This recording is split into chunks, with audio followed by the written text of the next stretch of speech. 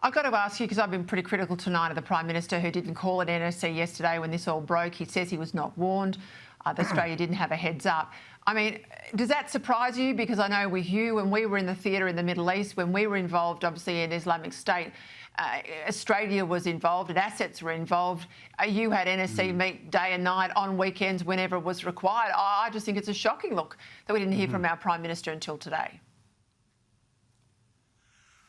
Look, what happened today was of a piece with what's been happening ever since 2022.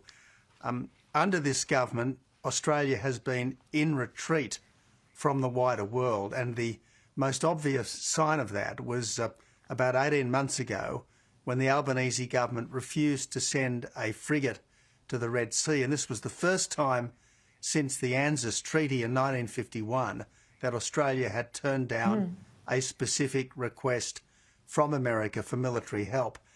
The other big problem is that under this government, it's almost as if there's this even-handedness in Canberra between the United States and China. And given that one is a democracy and our greatest ally, the other is a dictatorship which is bent on regional and ultimately global hegemony, I just think this is both wrong and strange. All right. I'm going to play a bit of a treat for my viewers at home, because I know you've got a book, but what most people do not know is you've also got a wonderful documentary being filmed at the moment that will soon air on Sky News. Let's have a little look here as an exclusive. I try to think of what it would have been like for the 1,500 souls on board the First Fleet coming into this harbour all those years ago.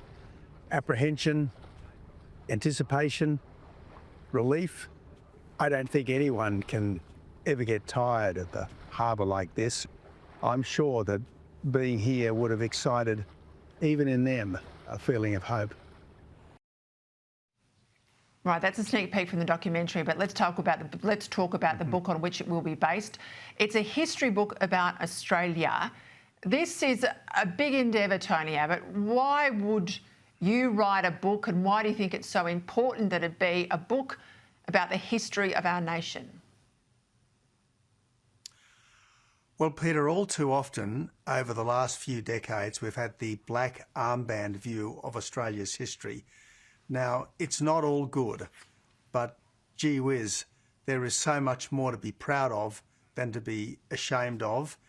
And having, I guess, been at the apex of our government, having seen so much of the Australian people up close and personal over my life, and particularly in my public life, I just think it's time for a better story to be told. And I certainly don't believe in standing by and seeing our country run down by people who should know better. And that's why this proud history should be told. And frankly, it should be much better known and much more appreciated. Well, good on you, Tony Abbott. The book will come out, obviously, in a couple of months' time. The documentary, I think, is by the end of the year. We'll see it here on Sky News, but it's all out there now in the public domain. I know you've been working on it, slaving over it for many, many months, so I'm delighted we could talk about it tonight. Thanks for your time, Tony.